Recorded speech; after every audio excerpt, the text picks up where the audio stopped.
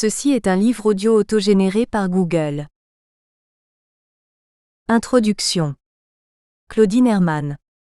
Professeure honoraire au département de physique de l'École polytechnique Palaiseau, présidente d'honneur de l'association Femmes et Sciences, présidente de la plateforme européenne des femmes scientifiques EPWS. Je tiens d'abord à remercier les organisatrices de m'avoir demandé de présider ce colloque. Femmes de science, quelle conquête? Quelle reconnaissance? Femmes des Lumières et femmes de l'ombre. C'est un grand honneur qui m'est fait et j'anticipe un grand plaisir, car ces figures de femmes scientifiques que nous allons évoquer pendant ces 2 journées sont admirables et sources d'inspiration. Dans cette introduction au colloque, je vais commencer par dire un mot sur chacune des femmes dont la photo est sur le beau programme du colloque. J'imagine que, comme moi avant que je ne me documente, vous ne les connaissez pas bien toutes. Puis je donnerai très peu des statistiques sur la place des femmes en sciences. Enfin, je présenterai très brièvement mon parcours. Les femmes scientifiques de la couverture du programme. Sur un fond de constellation apparaissent Rosalind Franklin, Marie Curie, Elisabeth Atty-Alexander, Émilie du Châtelet, Ruby Rosé, Germaine Tillion, Marie-Agnès Hinrichs, Mary Alice McWhinney. Parmi ces grandes scientifiques disparues, 3 sont françaises, 4 anglo-saxonnes. Parlons d'abord des Françaises, qui feront toutes les 3 l'objet d'exposés dans ce colloque. Marie Curie, 1867 à 1934, physicienne et chimiste polonaise naturalisée française est sans aucun doute la femme scientifique la plus connue. Elle a obtenu le prix Nobel de physique en 1903 avec son époux Pierre Curie et Henri Becquerel pour la découverte de la radioactivité. Après le décès accidentel de Pierre Curie en 1906, elle est devenue la première femme professeure à la Sorbonne. En 1911, elle a reçu à nouveau le prix Nobel, de chimie cette fois, pour ses travaux sur le polonium et le radium. C'est à ce jour la seule femme à avoir reçu 2 prix Nobel. Ses restes et ceux de Pierre Curie ont été transférés au Panthéon en 1995. Germaine Tillion, 1907 à 2008, ethnologue et résistante, a commencé sa carrière avant la Seconde Guerre mondiale en faisant des séjours d'études en Algérie. Entrée dans un réseau de résistance, elle fut arrêtée et rédigea sa thèse à Fresnes. Elle a été déportée au camp de Ravensbrück. À son retour, son sujet de recherche devient l'histoire contemporaine et la Seconde Guerre mondiale. Outre son activité de recherche, elle a exercé des fonctions politiques et a eu de nombreux engagements. Elle est entrée au Panthéon en 2015 avec 3 autres grands résistants. Geneviève Antonio de Gaulle, Pierre Brossolette et Jean Zay. Émilie du Châtelet. Gabrielle Émilie Le Tonnier de Breteuil, marquise du Châtelet, 1706 à 1749, mathématicienne et physicienne, est renommée pour avoir traduit du latin en français les Principia Mathematica de Newton, qui pose la base de la mécanique classique, ce qui nécessitait des connaissances mathématiques très poussées. Cette traduction fait encore autorité aujourd'hui. Elle y a adjoint une synthèse commentée et analyse des Principia d'une pédagogie remarquable. Elle était aussi expérimentatrice et a montré que l'énergie cinétique varie comme le carré de la vitesse, un point débattu à son époque. La Britannique Rosalind Franklin, 1920 à 1958, est responsable d'une grande partie du travail de recherche sur les clichés de diffraction de rayons X, ayant permis de comprendre la structure en double hélice de l'acide désoxyribonucléique, ADN. Elle avait des relations difficiles avec ses collègues James Watson, Francis Crick et Maurice Wilkins qui reçurent le prix Nobel en 1962, 4 ans après sa mort et ne mentionnèrent pas la contribution essentielle de Rosalind. Depuis les années 1980, la mémoire de Rosalind Franklin a été fréquemment honorée dans le monde anglo-saxon. Dans la même catégorie des oubliés du Nobel, mentionnons Lise Meitner, 1878 à 1968, physicienne autrichienne ayant travaillé en Allemagne et en Suède. Elle a découvert le processus de fission nucléaire avec Otto Hahn, prix Nobel de chimie 1944, et Fritz Strassmann. C'est elle qui a donné le nom de fission au phénomène et en a fourni l'explication physique avec Otto Robert Frisch, son neveu. Elle a découvert l'élément 91 du tableau périodique de Mendeleïev, le proactinium, avec Otto Hahn. Les 4 autres portraits sur le programme du colloque sont ceux de scientifiques américaines du XXe siècle. Elisabeth Atty-Alexander, 1901 à 1968, pédiatre, microbiologiste, a développé le premier traitement contre la bactérie Haemophilus influenzae et a été parmi les premiers scientifiques à avoir identifié la résistance aux antibiotiques. Elle a été en 1964 la première femme présidente de l'American Pediatric Society. Ruby Hirose, 1904 à 1960, biochimiste et bactériologiste, a notamment travaillé sur les vaccins contre la poliomyélite. Sa famille s'était installée aux États-Unis en venant du Japon. Elle-même était de nationalité américaine. Sa carrière s'est déroulée dans le monde académique et dans la recherche et développement, au sein d'une entreprise pharmaceutique. Marie-Agnès Hinrichs, 1892 à 1979, docteur en sciences et en médecine, était spécialisée en zoologie, physiologie et santé physique. Elle fut directrice du service de santé de Southern, Illinois, University Carbondale. Mary Alice M. Winnie, 1922 à 1980, professeure de biologie à l'Université de Paul, Illinois, était une autorité mondiale sur le krill, petite crevette des mers froides.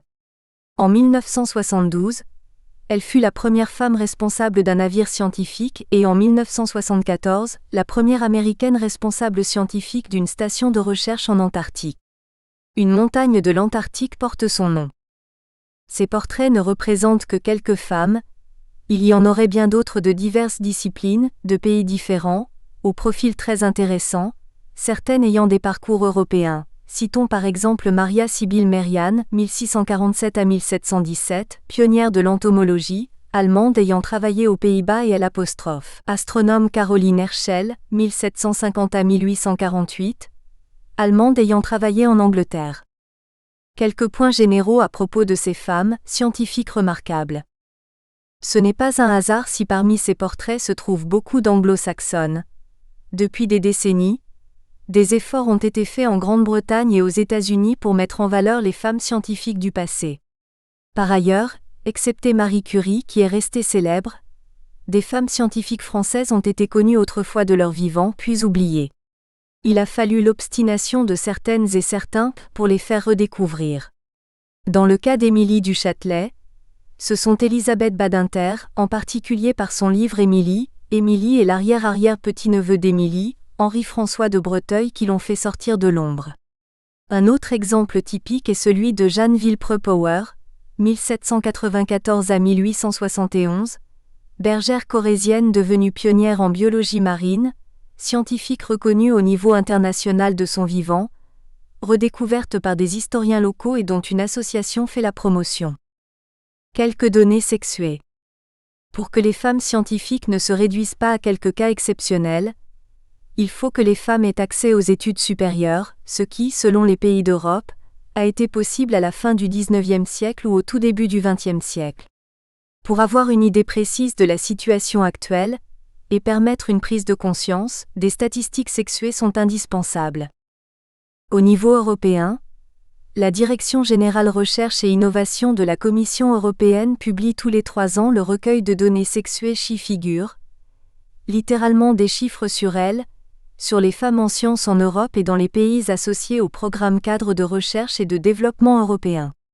Ainsi, la figure ci-dessous, extraite de Chi-Figure 2015, montre pour la moyenne des pays d'Europe, le pourcentage de femmes et d'hommes sur une année donnée, dans les différents grades d'une carrière académique, toutes disciplines confondues. À gauche, à l'entrée à l'université, étudiantes et étudiants sont en nombres égaux, tout à fait à droite, les femmes ne représentent que 21% des professeurs en 2013, avec une progression faible entre 2007 et 2013. Les données très complètes de Chi-Figure permettent à chaque pays de se situer par rapport à ses voisins. Ainsi, la proportion de femmes parmi les chercheurs de la recherche publique était en 2012 de 35,4% en France, à comparer à 41,6% pour la moyenne des 28 États membres de l'Union européenne d'alors. En France, en 2014, dans l'enseignement supérieur, on comptait 36% de femmes parmi les enseignants-chercheurs, 44% parmi les maîtres de conférences, dont 33% en sciences, 23% parmi les professeurs, dont 17% en sciences. Au CNRS en 2015, il y avait 34% de femmes parmi les chercheurs, 37% parmi les chargés ES de recherche et 28% parmi les directeurs-trices de recherche. Mon parcours. Je suis ancienne élève de l'École normale supérieure, INS de jeunes filles du boulevard Jourdan, l'homologue à l'époque de l'Insulme, où je suis entrée en 1965 par le concours mathématiques-physique après des classes préparatoires au lycée Charlemagne à Paris. J'ai opté pour la physique au bout d'un an, me suis spécialisée en physique des solides. En 1969, j'ai soutenu une thèse de 3e cycle préparée au laboratoire de physique de l'INS et ai passé l'agrégation de physique. J'ai alors commencé à enseigner comme agrégée préparatrice à la préparation à l'agrégation de physique commune aux Insulmes et de jeunes filles, cependant que je travaillais à une thèse d'État au laboratoire de physique de la matière condensée de l'École polytechnique, où j'ai fait toute la suite de ma carrière. Une fois ma thèse soutenue en 1976, j'ai passé une année sabbatique aux États-Unis en 1977 à 1978. À partir de 1980, j'ai effectué mon enseignement au département de physique de l'École polytechnique sur un poste de maître de conférence, équivalent à professeur de 2e classe des universités d'aujourd'hui, et j'ai été la première femme à y enseigner. Par ailleurs, je suis devenue directrice adjointe de mon laboratoire. En 1992, un poste de professeur, équivalent à professeur de 1re classe des universités étant ouvert au département de physique, j'ai déposé ma candidature, sans savoir qu'aucune femme n'avait occupé ce niveau de poste depuis la fondation de l'École polytechnique en 1794. Et j'ai été nommée. Lorsque j'ai pris ma retraite fin 2005, nous étions 5 femmes professeurs sur 50 et je pense que cette proportion n'a pas augmenté. C'est alors que, ne voulant pas rester seule de mon espèce, je me suis engagée dans la promotion des sciences pour les femmes et les filles, d'abord avec la regrettée Huguette Delaveau, professeure d'université honoraire en mathématiques, qui nous a quitté ES en 2003. Un parcours professionnel s'articule avec une vie personnelle. Je me suis mariée en 1969, nous avons 3 fils et 7 petits-enfants. Il s'inscrit dans une époque donnée, et au sujet de la situation des femmes en sciences, beaucoup d'événements importants ont eu lieu. Entrée des premières filles à Polytechnique en 1972, mixité des INS en 1980 et 1985, intérêt pour la situation des femmes en politique et dans les lieux de pouvoir courant des années 1990, puis modification législative pour ce qui est de la place des femmes en politique en 1999 et 2000, enfin intérêt de l'Union européenne pour les femmes en sciences à partir de 1998. C'est dans ce contexte qu'a été créée l'association Femmes et Sciences en 2000, dont j'ai été une des membres fondatrices et la première présidente.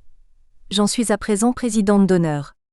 À partir de 2005, j'ai été engagée dans la plateforme européenne des femmes scientifiques EPWS, Association internationale de droit belge, qui regroupe des associations analogues à Femmes et Sciences à travers l'Europe et donne une voix à environ 12 000 femmes scientifiques, de toutes disciplines, au niveau européen. J'en ai été la vice-présidente de 2009 à 2017, et j'ai l'honneur de présider cette association depuis quelques jours. Il est temps d'écouter les communications du colloque, en commençant par « Les pionnières du siècle des Lumières ». Je vous remercie pour votre attention. Femmes de science à Bologne, au siècle des Lumières. Émilie Hamon-Lehour. La particularité de Bologne fut d'être le centre artistique féminin le plus important d'Italie. Cette prédominance féminine provient du fait que l'université bolognaise était renommée et plus ouverte, ce qui permit à plusieurs femmes d'y faire des études. Ainsi, on compte des femmes doctoresses en droit, en philosophie ou en médecine.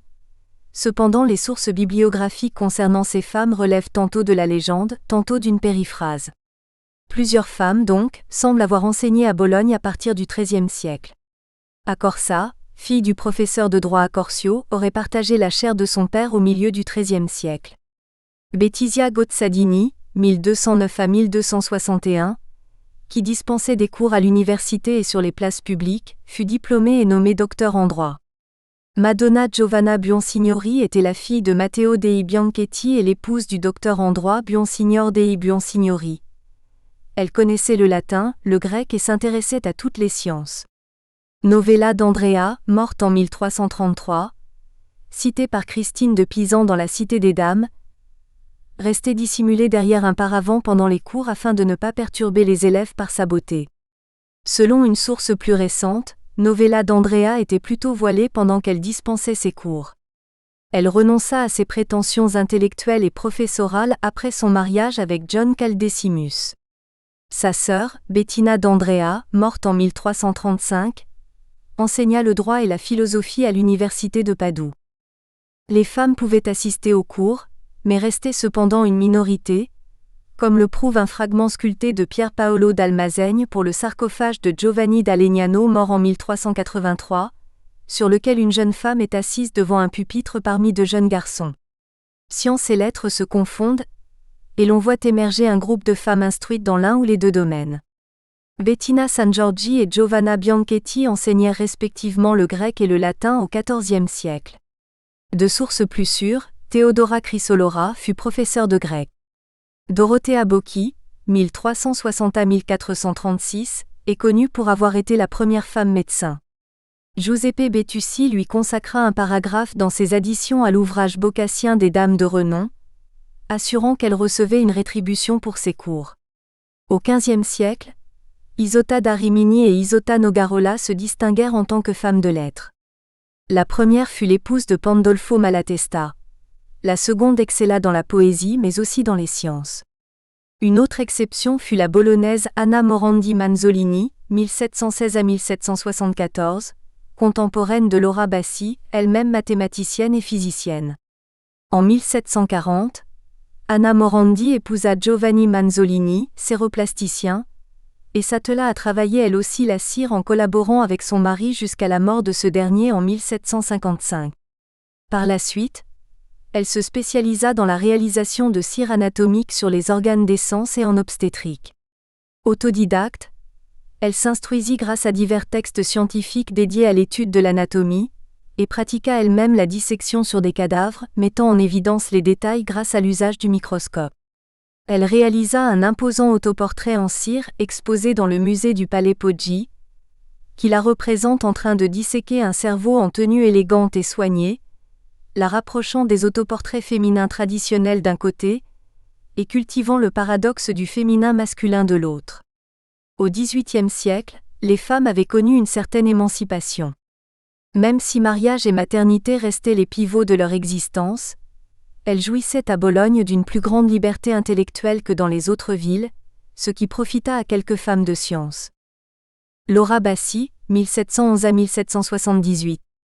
Laura Bassi naquit à Bologne le 31 octobre 1711 et mourut dans la même ville le 20 février 1778. Son père, diplômé de droit, décela chez elle des prédispositions intellectuelles et la confia à un enseignant en médecine. La bibliothèque paternelle la perfectionna dans son apprentissage. Les profils de femmes lettrées ou bien peintres, comme ce fut le cas pour Elisabetta Sirani, Bologne 1638 à 1665, affichent bien souvent une autodidaxie liée à la lecture d'ouvrages contenus dans la bibliothèque familiale. Le 27 avril 1732, elle se soumit à ce qui aujourd'hui est communément désigné comme une soutenance de thèse et reçut un an plus tard le titre de docteur en philosophie. Elle soutint sa thèse au palais public dans la salle dite d'Hercule en présence de tout le gratin bolonais. Suite à cet événement médiatique, les patriciens bolonais convièrent régulièrement Laura Bassi à prendre part à des discussions ou débats philosophiques lors de la venue de grandes personnalités étrangères. Laura Bassi devint en quelque sorte une sorte d'attraction touristique. Simultanément, elle enseigna l'anatomie à l'Alma Mater Studiorum, nom de l'université bolognaise. Une bourse communale lui permit de prolonger ses études, tout en enseignant les mathématiques et la physique en parallèle. Au rebours de nombreuses femmes doctes de l'époque, elle se maria en 1738 avec un enseignant en médecine et physique, Giuseppe Verratti 1707 à 1793, avec lequel elle eut 8 enfants dont 5 survécurent. Cette structure familiale somme toute conventionnelle, voire passage obligé pour l'époque, n'empêcha pas Laura Bassi de mener une brillante carrière. Les rôles furent même inversés un temps lorsqu'elle reçut la chaire de physique expérimentale à l'Institut des sciences en 1776 et que son époux endossa le rôle d'assistant. Sous la plume de son premier biographe, Giovanni Fantuzzi, Laura Bassi semble obtenir l'assentiment de la communauté scientifique, en ce sens qu'elle cadre avec les caractéristiques propres à chaque sexe, Ce nouveau statut lui attribua un nouveau mérite, sans pour autant la bousculer ni lui ôter son génie. Ainsi, elle accorda les soins d'une mère de famille et troquant l'aiguille et le fuseau pour les livres, elle sut se consacrer aux tâches domestiques en élevant ses enfants. Sensible aux idées newtoniennes, elle se pencha sur le lien intrinsèque entre l'électricité et la médecine. En 1745, elle rejoignit non sans une opposition sexiste le cercle fermé des Benedettini, académiciens scientifiques regroupés sous le joug papal. Elle obtint une reconnaissance de ses pairs en tant que scientifique, par l'exercice du métier et sous la forme d'une rétribution, 500 lire selon Giovanni Fantuzzi. Il ne faut toutefois pas croire que la question du sexe ait été aussi aisément éludée. La polémique s'articule autour de la place qu'occupait, et que prenait très certainement, Laura Bassi. Certains lui reprochaient en effet de subtiliser physiquement et pécuniairement la place d'un homme. Afin qu'une femme se sentît légitime dans l'exercice de l'enseignement, elle aurait dû faire du bénévolat. De même qu'elle était limitée dans ses fonctions. Elle ne pouvait par exemple, pas prendre d'initiative quant à la diffusion de ses interventions qui devaient obligatoirement émaner d'une requête publique.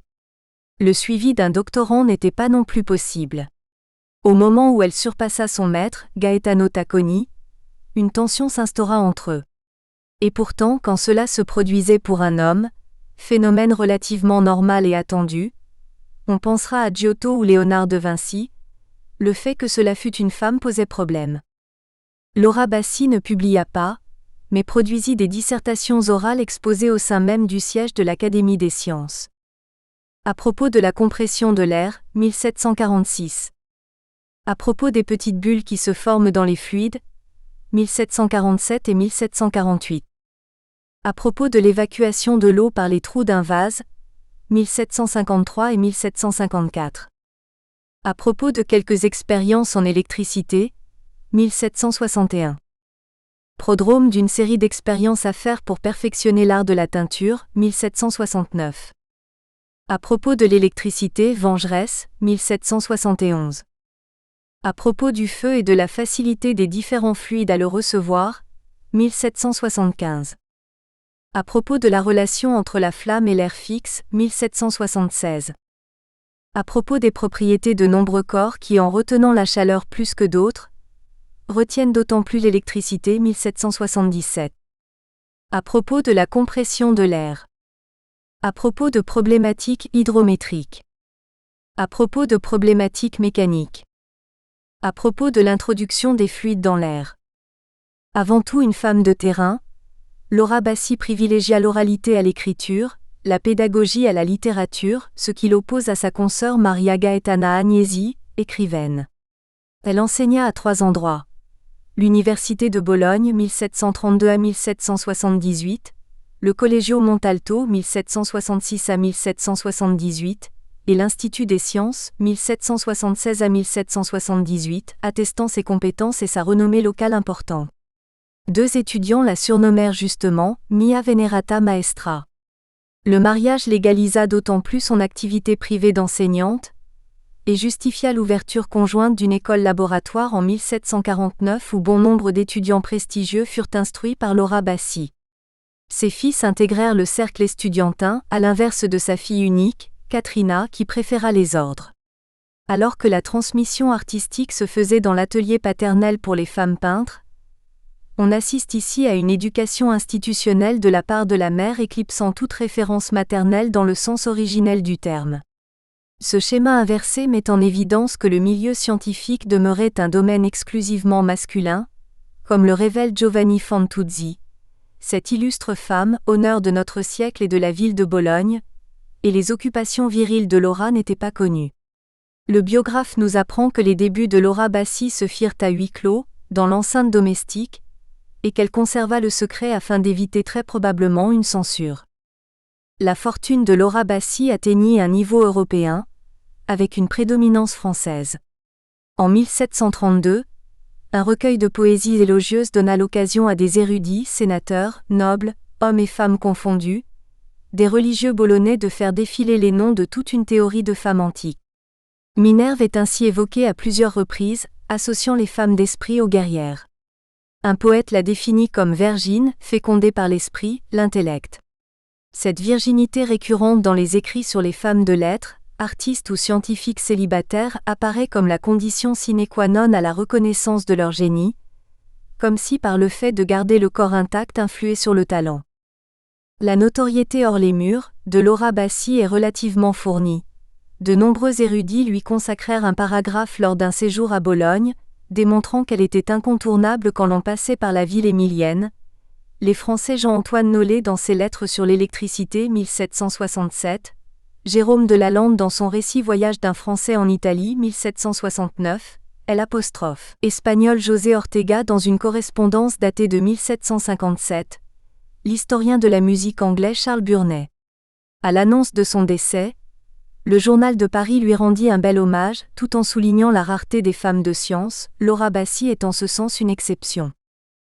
La célèbre Laure Bassi, l'une des plus savantes femmes de ce siècle, qui a professé pendant 45 ans la physique expérimentale dans l'université de Bologne, vient de mourir à l'âge de 65 ans. Rien n'est plus ordinaire que de voir en Italie des femmes initiées dans les sciences les plus abstraites, mais il en est peu qui jouissent d'une célébrité aussi méritée. Maria d'Aldone, 1778 à 1842. Bien que née dans une famille modeste, le 12 juillet 1778 dans un village de l'Émilie-Romagne, Maria d'Aldone est aujourd'hui connue en tant que formatrice en obstétrique pour le métier de sage-femme à la faculté de médecine et chirurgie de Bologne, où elle obtint justement la chaire d'obstétrique. Son patronyme la prédestinait en quelque sorte à assister les femmes. Elle reçut une formation d'un parent paternel qui la confia par la suite à un ami botaniste et médecin. Il fut témoin des capacités intellectuelles de la jeune fille. J'ai à mes côtés une jeune fille bolognaise de 11 ans, qui parle et écrit le latin. Elle se consacre aux sciences humaines. On peut nourrir l'espoir de retrouver en elle Laura Bassi. Maria d'Aldone est ici associée à Laura Bassi, en tant que modèle féminin ayant percé dans les sciences. Fier des progrès et du talent certain de la jeune fille, le précepteur, alors appelé à enseigner à Bologne, prit Maria sous son aile et l'amena avec lui dans la capitale émilienne. Là, elle se vit confiée à une grande figure bolognaise, Sebastiano Canterzano, 1734 à 1818, mathématicien et physicien. Elle bénéficia ainsi du réseau universitaire fréquenté par cet enseignant et reçut de nombreux apprentissages tels que l'anatomie, la physiologie, la chirurgie et l'obstétrique. Le 19 décembre 1799, après avoir brillamment disserté sur 2 sujets dans le lieu prestigieux qu'est le théâtre anatomique de l'Archiginasio, elle fut reçue doctoresse médecine et philosophie. Son amie Clotilde Tramboni, 1758 à 1817, linguiste et poétesse, assista à sa réussite en tant que témoin d'une chaîne féminine érudite. Une fois la partie théorique entérinée, elle soutint 3 thèses publiquement afin d'obtenir l'habilitation à enseigner. La première porte sur l'anatomie. Maria y analyse la structure et la fonction de certains organes, mettant en parallèle les théories de ses prédécesseurs. Elle propose une bibliographie fournie sur la question de la fertilité féminine, sujet sur lequel elle s'était penchée au même titre que la circulation sanguine intra-utérine et les malformations du fœtus. Nous espérons que vous avez apprécié cet aperçu. Pour continuer à écouter ce livre audio sur Google Play Livres, utilisez le lien dans la description de la vidéo.